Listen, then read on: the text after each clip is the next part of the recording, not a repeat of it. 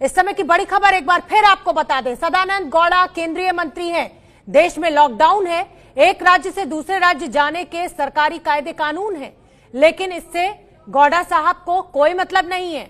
वहीं बीजेपी के एक और सांसद हैं मनोज तिवारी, इन पर भी वो कानून लागू नहीं होता जो आम आदमियों पर लागू है। सदानंद गौड़ा ने भी कानून को मानने से इनकार कर दिया, तो वहीं मनोज तिवारी भी क्रिकेट के चक्कर में नियम कानून से ऊपर चले गए। दो तस्वीरें आपके सामने। पहली तस्वीर केंद्रीय मंत्री सदानंद गौड़ा की, दिल्ली से बेंगलुरु पहुंचे, क्वारंटीन सेंटर जाने से किया इनकार, बोले मैं मंत्री हूं। दूसरी तस्वीर बीजेपी प्रदेश अध्यक्ष दिल्ली के मनोज तिवारी की, दिल्ली से सोनीपत पहुंच गए। हरियाणा में बीजेपी की सरकार है और खट्टर साहब ने बॉर्डर सील किए हुए हैं और सोनीपत रेड जोन है। ऐसे में नियमों को ताक पर रखकर मनोज तिवारी सोनीपत क्रिकेट खेलने पहुंचे। सदानंद गौड़ा साहब केंद्रीय मंत्री है, एयरपोर्ट पर लैंड किया और जब उनसे पूछा गया कि आप क्वारंटीन सेंटर क्यों नहीं जाएंगे, नियम है, तो उनका कहना था मैं मंत्री हूं। तो इसका मतलब तो यह समझ लेना चाहिए कि इतने बड़े पदों पर बैठे हुए लोग अगर आम जनता के लिए कोई नजीर पेश नहीं करेंगे तो आम जनता से क्या उम्मीद की जाए। 7 दिनों तक क्वारंटीन का नियम है कर्नाटक में, लेकिन सदानंद गौड़ा साहब ने मानने से इनकार कर दिया। ये नियम सिर्फ आम लोगों के लिए है। ये तस्वीरें हम आपको एयरपोर्ट से दिखा रहे हैं जिस समय केंद्रीय मंत्री सदानंद गौड़ा दिल्ली से उड़े और बेंगलुरु पर उनके हवाई जहाज ने लैंड किया। हमारे साथ हमारे राजनीतिक संपादक पंकज झा जुड़े हुए हैं। पंकज झा, जब केंद्रीय मंत्री इस तरह से नियमों की धज्जियां उड़ाएंगे तो क्या नजीर वो पेश कर रहे हैं आम जनता के सामने? इसीलिए तो ये सवाल उठ रहा है कि क्या देश के आम लोगों के लिए अलग नियम है और इन वीआईपी के लिए अलग नियम है। और सदानंद गौड़ा जो मोदी सरकार में कैबिनेट मंत्री हैं, ये कर्नाटक में चीफ मिनिस्टर भी रहे हैं। कर्नाटक में बीजेपी की सरकार है और वहां का नियम ये है कि दिल्ली से अगर कोई भी जाएगा तो 7 दिन उसे सरकारी क्वारंटीन सेंटर में रहना पड़ेगा और 14 दिन होम क्वारंटीन में, यानी 21 दिनों के लिए। और वो वहां पहुंचते हैं एयरपोर्ट पे और गए नहीं क्वारंटीन में और पूछा जाता है तो कहते हैं कि हम मंत्री हैं, हम पर ये लागू नहीं होता। तो कहीं ना कहीं ये साफ समझ में है कि सरकार में रहते हुए मंत्री किस तरीके से नियम और कानून की धज्जियां उड़ा रहे हैं। ये इनको तो नजीर पेश करनी चाहिए थी, लेकिन कर रहे हैं ठीक उल्टा। बिल्कुल। और पंकज झा, कहीं ना कहीं क्या ये मान रहे हैं मंत्री साहब कि कोरोना जो है वो सिर्फ आम आदमी से ही फैलेगा, क्योंकि मैं मंत्री हूं इसलिए मुझसे कोरोना नहीं फैल सकता और ना मुझे कोरोना लग सकता है। तो फिर कोरोना पे गाइडलाइंस बनाने का फायदा ही क्या है? अगर मंत्री नहीं मानेंगे तो हम आम जनता से कैसे उम्मीद कर सकते हैं? अब तक तो उन्हें माफी मांगनी चाहिए थी, कर्नाटक की बीजेपी सरकार की तरफ से सफाई आनी चाहिए थी। इस पर कुछ भी नहीं हुआ है। ये तो बिल्कुल वही है कि नियम कानून को ठेंगा दिखाते हुए, मान ली कल को तो ये हो जाएगा, खुदा न करे कि अगर कोई कोरोना पॉजिटिव हो जाता है वीआईपी और कहेगा कि नहीं मैं तो आइसोलेशन में और क्वारंटीन में रहूंगा ही नहीं, मैं ऐसे ही घूमता रहूंगा। नियम कानून के भी अपनी एक महत्ता है, मर्यादा है। मंत्री ने आज इसको तार तार कर दिया। पिंकी राजपुरोहित भी हमारे साथ जुड़ रही हैं ज्यादा जानकारी लिए हुए बेंगलुरु से। पिंकी राजपुरोहित, इस खबर पर हम अपडेट चाहेंगे। मंत्री जी ने तो क्वारंटीन में जाने से इनकार कर दिया, क्या अब उनके खिलाफ कोई कानूनी कार्रवाई की जाएगी? क्या मुख्यमंत्री की तरफ से कोई रिएक्शन आया है? शोभना, आपको बता दूं कि किसी भी तरह की एक्शन जो है फिलहाल देखने को नहीं मिल रही है। इतना जरूर कह सकते हैं कि ऐसा लगता है कि तमाम जो आम आदमी के लिए ही है, क्योंकि मंत्री है ऐसे में इन्होंने तो ये साफ कह दिया है कि क्योंकि फार्मास्यूटिकल मिनिस्ट्री इनके पास है, ऐसे में मेडिसिन की सप्लाई और इस सब की सप्लाई जो है इनको देखना होगा। लेकिन सबसे बड़ा सवाल यहाँ पर यही खड़ा होता है, जो हमने भी उस वक्त एयरपोर्ट पे पूछने की कोशिश की थी कि आखिर जो नॉर्म्स बनाए गए हैं, जो राज्य सरकार ने क्लियरली कहा है कि 6 राज्यों से आने वाले लोगों को इंस्टीट्यूशनल क्वारंटाइन में जाना होगा, लेकिन इस सवाल का जवाब दिए बिना ही मंत्री जी अपनी कार में बैठकर निकल गए। ऐसे में सवाल बार बार यही उठ रहा है कि क्या ये तमाम जो रूल्स बनाए गए हैं ये क्या सिर्फ आम आदमी के लिए ही जो है रहेंगे? क्या इसमें मंत्री जो है वो एक्सेप्टेबल नहीं होगा? ये कहीं ना कहीं बहुत बड़ा सवाल है कि क्या मंत्री से कोरोना नहीं फैलेगा। जी बिल्कुल पिंकी राजपुरोहित, और इस बात पर भी ध्यान देना होगा कि मंत्री जी जो ये कह रहे हैं कि क्योंकि मैं फार्मा मिनिस्टर हूं, दवाइयों की सप्लाई मुझे देखनी है तो मैं ये नहीं कर सकता, उस दावे के क्या मायने हैं? लेकिन उससे पहले हम ये दिखा दें अपने दर्शकों को कि उधर बीजेपी प्रदेश अध्यक्ष मनोज तिवारी ने भी नियमों का उल्लंघन किया है। वो तस्वीरें भी दर्शकों के लिए देखना बहुत जरूरी है। दिल्ली बीजेपी के अध्यक्ष और सांसद मनोज तिवारी लॉकडाउन के दौरान क्रिकेट खेलने दिल्ली से हरियाणा के सोनीपत पहुंच गए। मैच के दौरान सोशल डिस्टेंसिंग का भी उल्लंघन हुआ उन्होंने गाना भी गाया। हरियाणा सरकार के आदेशानुसार खिलाड़ी और आम आदमी खेल स्टेडियम में जा तो सकते हैं, लेकिन वहां पर भीड़ नहीं जुट सकती है। लेकिन मनोज तिवारी हैं, गांव शेखपुरा के क्रिकेट एकेडमी में भीड़ के बीच पहुंचे भी, खेल भी खेला और बिना मास्क और सोशल डिस्टेंसिंग का ध्यान रखे हुए और गाना भी गाया। छोटू वीडियो बना रहा है। जब बॉल आने वाली होती है तो भी मेरा गाना है ना, चढ़ली मार देली खींच के तमाचा ही हंस देने रिंकी पापा। मेरे साथ मेरे सहयोगी जगविंदर पटियाल ज्यादा जानकारी लिए हुए जुड़ रहे हैं। जगविंदर, आज 3 उदाहरण सामने आए हैं, बड़े बड़े लोगों के द्वारा नियमों का उल्लंघन किया गया। अशोक चव्हाण नांदेड़ से मुंबई जा रहे हैं उपचार कराने के लिए, इसका मतलब नांदेड़ में व्यवस्था अच्छी नहीं है। दूसरी तरफ हरियाणा का उदाहरण है, बॉर्डर सील है, लेकिन मनोज तिवारी सोनीपत पहुंच जा रहे हैं। सदानंद गौड़ा जी जो है केंद्रीय मंत्री हैं, वो भी मानने से इनकार कर रहे हैं कि क्वारंटीन में नहीं जाऊंगा। ये हो रहा है तो क्या हो रहा है आखिर देश में? देखिए शोभना, नेताओं की करनी और कथनी में क्या फर्क है ये मीडिया के लोग तो बताते ही रहते हैं, लेकिन लोग खुली आंख से देख रहे हैं कि आखिरकार ये लोग करते क्या हैं। बात करते हैं कोरोना वॉरियर्स की, फ्रंट लाइन वालों के लिए काम करने की, बड़ी बड़ी बातें, बड़े बड़े भाषण देते हैं, लेकिन लोगों ने आज इनका सबका, चाहे कोई भी पार्टी हो, कोई भी नेता हो, इनका खुला चेहरा देख लिया कि आखिरकार अंदर से ये करना क्या चाहते हैं। पब्लिसिटी और वाहवाही के लिए इनको कुछ भी करना पड़े, ये तमाम नियम कायदे भूल जाते हैं। मुझे ये लगता है कि राज्य सरकारें जो हैं वो कहीं ना कहीं छोटी पड़ जाती है। क्यों नहीं केंद्र सरकार आगे आकर इनको फटकार लगाती? क्यों नहीं जेपी नड्डा आगे आकर इनको फटकार लगाते? क्यों नहीं राहुल गांधी इस बात की पहल करते कि उनका कोई भी नेता इस तरह से नहीं घूमेगा?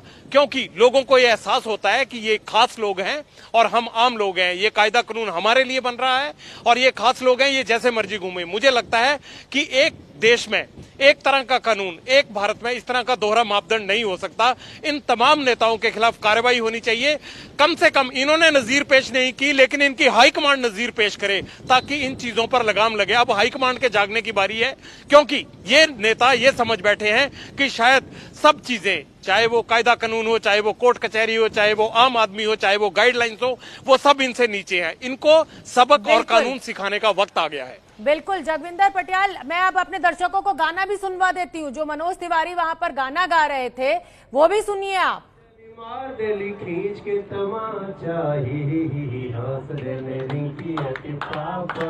अरे तो छोटू वीडियो बना रहा है।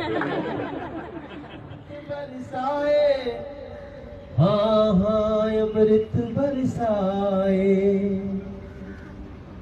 गन्नौर किए कुछ पल की बातें लाएगी बड़ा सवेरा, ये भारत देश मेरा, ये भारत देश है मेरा। और कावेरी बहती जाए। बिल्कुल, तो आप ये गाना भी सुन रहे हैं, आपने उनको बिना मास्क के खेलते हुए भी देखा, सोशल डिस्टेंसिंग का भी पालन नहीं हो रहा है। पंकज झा का मैं रुख कर लेती हूँ। पंकज झा, ये जो आज 3 बड़े उदाहरण सामने आए हैं, दल कोई भी हो, नियमों की धज्जियां उड़ाई गई हैं। ऐसे में अब क्या जिम्मेदारी आला कमान के ऊपर कि इनके खिलाफ एक्शन लिया जाए डिजास्टर एक्ट के तहत?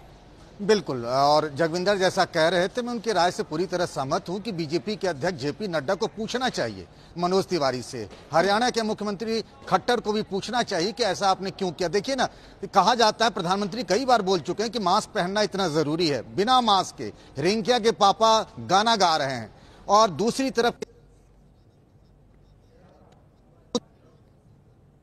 पंकज झा की आवाज हम तक नहीं पहुंच रही है और दिक्कत यह है कि बिना मास्क के आप गाना गा रहे हैं और वहां पर छोटे बच्चे भी मौजूद हैं। अजय दुबे का भी मैं रुख कर लेती हूं। वो भी मैं आपको बताना चाहूंगी कि महाराष्ट्र में कांग्रेस के दिग्गज पूर्व मुख्यमंत्री और उद्धव सरकार के पीडब्ल्यूडी मिनिस्टर अशोक चव्हाण को कोरोना पॉजिटिव पाया गया। उसके बाद उनको नांदेड़ से मुंबई शिफ्ट किया गया। जब वो नांदेड़ में थे, उनका उपचार वहां चल रहा था, तो वहीं क्यों नहीं उनको रखा गया? अजय दुबे मेरे साथ जुड़े हुए, ज्यादा जानकारी लिए हुए। इससे पहले मैं अपने दर्शकों को यह भी बता दूं कि एनसीपी नेता और मंत्री जितेंद्र आव्हाड को भी कोरोना हुआ था, लेकिन अब वो ठीक हो चुके हैं। अशोक चव्हाण, ये तस्वीरें हम दिखा रहे हैं जब उनको नांदेड़ से मुंबई शिफ्ट किया जा रहा था। अजय दुबे, मैं आपसे ये जानना चाहती हूं कि क्या नांदेड़ में जो चिकित्सा सेवाएं हैं वो अच्छी नहीं है जिसके चलते अशोक चव्हाण को वहां पर मुंबई शिफ्ट करना पड़ा? और अगर वहां अच्छी नहीं है तो नांदेड़ की को जो जनता है उसकी जिंदगी की कोई कीमत नहीं है। आप मंत्री हैं इसलिए आपका उपचार अच्छा होगा लीलावती अस्पताल में।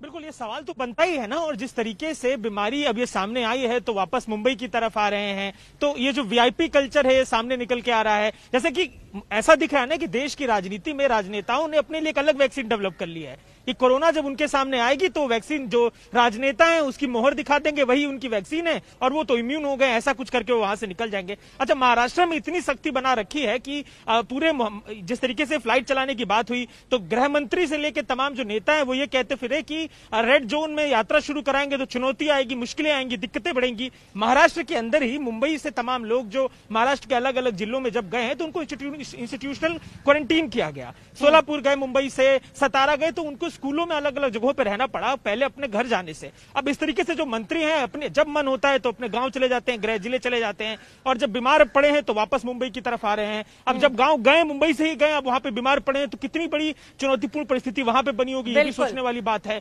व्यवस्था क्या अब वहां पे उनको लगी नहीं है कि पूरी है तो वापस मुंबई आ रहे हैं। बिल्कुल, आप नेता हैं, आप मंत्री हैं, इसलिए आपसे सवाल नहीं पूछा जा सकता है। हर राज्य की अलग अलग उड़ान नीति है और अब जनता इसे कैसे याद रखे, ये तो दिक्कतें आ ही रही हैं। लेकिन उधर बड़े नेताओं के द्वारा जिस तरीके से नियमों को ताक पे रखा जा रहा है वो बहुत चिंताजनक है। ये तस्वीरें हम आपको दिखा रहे हैं सदानंद गौड़ा की।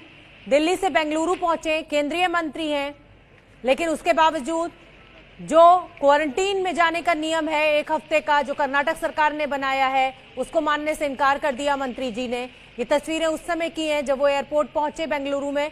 यहां से उनको 1 हफ्ते के लिए क्वारंटीन सेंटर में जाना था, लेकिन साफ इनकार कि मैं मंत्री हूं, मैं क्वारंटीन में नहीं जाऊंगा। एक तरह से मंत्री जी ने यह कह दिया कि मैं मंत्री हूं, मैं नियमों को नहीं मानूंगा। और हर राज्य की अलग अलग उड़ान नीति है, जैसा कि मैं आपको लगातार बता रही हूं। आज से घरेलू उड़ानों को क्योंकि मंजूरी मिल गई है, अब जनता इसे कैसे याद रखे, जबकि खुद यूपी के उड्डयन मंत्री को ही नियम पूरी तरह नहीं पता है। यूपी ने फ्लाइट्स के लिए जो गाइडलाइन जारी की है उसमें कहा गया है कि जो भी हफ्ते भर के लिए यूपी आएगा उसके क्वारंटीन में रहने की जरूरत नहीं है, लेकिन यूपी के उड्डयन मंत्री नंद गोपाल नंदी इससे अनजान है। सवाल है कि यह भी कहा गया है कि जो लोग 7 दिन के लिए उत्तर प्रदेश में आएंगे उनको किसी क्वारंटीन की आवश्यकता नहीं है, और जो इससे अधिक की अवधि के लिए आएंगे उनको 14 दिन क्वारंटीन में रहना पड़ेगा। तो ये बात कुछ समझ नहीं आ रही है। नहीं, अभी मुझे इस तरह की कोई जानकारी नहीं मिली कि 7 दिन के से अधिक के लिए आएंगे और 7 दिन के से ज़्यादा के लिए आएंगे तो क्वारंटाइन करना होगा। जो भी व्यक्ति आ रहा है उसके पास वापसी की टिकट है कि 2 दिन के बाद वहाँ जाएगा या यहाँ रहने वाला है तो सिर्फ अपना डिक्लेरेशन देगा कि नहीं हम यहाँ हैं और अपने घर पर सेल्फ मतलब क्वारंटाइन होंगे। तो नंद गोपाल नंदी जी को भी आपने सुन लिया। संजय त्रिपाठी, मैं आपका रुख करना चाहूंगी। नंदी जी को तो कुछ पता ही नहीं है, इसका मतलब हम ये निकालें कि केंद्रीय उड्डयन मंत्री हरदीप पुरी ने एक नियम दिया कि भाई 25 तारीख से फ्लाइट शुरू हो जाएंगी, लेकिन राज्य सरकारों के पास कोई एसओपी नहीं, कोई प्लानिंग नहीं, और इसीलिए किसी को कुछ पता नहीं है, आधा अधूरा ज्ञान, उसकी वजह से जनता परेशान। बिल्कुल शोभना, देखिए जो airport authority of India limited है वो पूरे देश के एयरपोर्ट का संचालन करता है, लेकिन राज्यों के जो नागरिक उड्डयन विभाग होते हैं उससे भी इनका लगातार कम्युनिकेशन होता है, कई तरह की सूचनाओं का आदान प्रदान होता है, लगातार इस तरह की जानकारी साझा की जाती है। लेकिन आप समझ लें कि कल मुख्य सचिव ये आदेश जारी करते हैं कि 10 बिंदुओं पर जो डोमेस्टिक फ्लाइट शुरू की गई हैं उनका पालन करते हुए एयरपोर्ट के अंदर कौन जाएगा, कैसे जाएगा, जो लोग आ रहे हैं उनके लिए क्या सावधानियां बरती जानी है, किसको क्वारंटीन किया जाना है, किसको नहीं किया जाना है, इस तरह का पूरा एक 10 पॉइंट्स का एक पूरा एसओपी अगर कहें, प्रोटोकॉल कहें, तो वो कल जारी किया गया था। उसके 24 घंटे बाद जो हमने यहाँ के नागरिक उड्डयन मंत्री नंद गोपाल नंदी से इस बारे में पूछा तो उनको कुछ इस बारे में जानकारी ही नहीं थी। आज एक इंटरनेशनल जो फ्लाइट शुरू होने जा रही हैं उसके बारे में भी एक विधिवत आदेश जारी किया गया। और जब हमने आला अधिकारियों से इस बारे में पूछा कि भाई नागरिक उड्डयन मंत्री को क्यों नहीं पता है कि उनके राज्य में जो एयरपोर्ट है उन पर जो संचालन किया जाएगा घरेलू या इंटरनेशनल फ्लाइट्स का, उसके बारे में, तो उनका ये कहना कि भाई नागरिक उड्डयन विभाग को इसलिए नहीं पता क्योंकि उनका इन्वॉल्वमेंट इस पूरे प्रोसीजर में नहीं है। इसमें पुलिस प्रशासन, स्वास्थ्य विभाग, इस तरह के जो डिपार्टमेंट्स हैं उनको इन्वॉल्व किया गया है। बिल्कुल संजय त्रिपाठी, जब मैं आपकी बात सुन रही हूँ, नागरिक उड्डयन मंत्री को सुन रही हूँ, तो इतना क्योस है, इतना कंफ्यूजन है। जब मंत्रियों को, नेताओं को इस स्थिति साफ नहीं है तो आम जनता बेचारी क्या उम्मीद करे।